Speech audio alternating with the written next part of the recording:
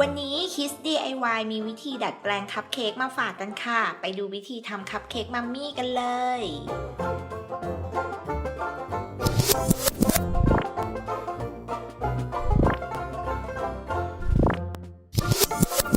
เราจะเริ่มจากนำไวท์ช็อกโกแลตนะคะไปละลายค่ะ แล้วก็ใส่ถุงบีบเตรียมเอาไว้ เสร็จแล้วก็นำมาบีบลงบนคัพเค้กค่ะ บีบเป็นเส้นๆแบบนี้นะ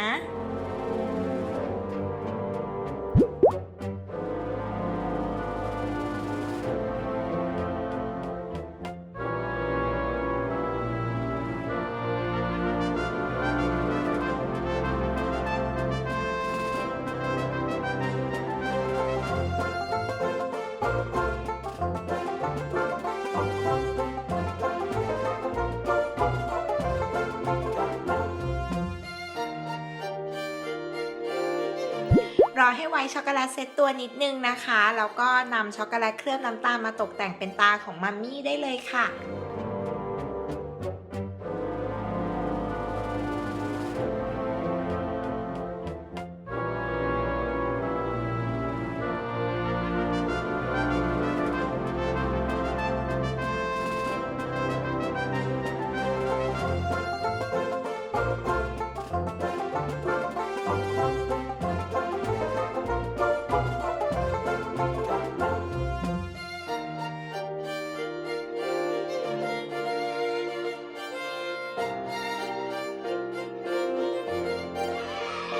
เรียบร้อยแล้วค่ะคัพเค้กมัมมี่นะคะแค่นี้เราก็แปลงโฉมคัพเค้กหน้าตาธรรม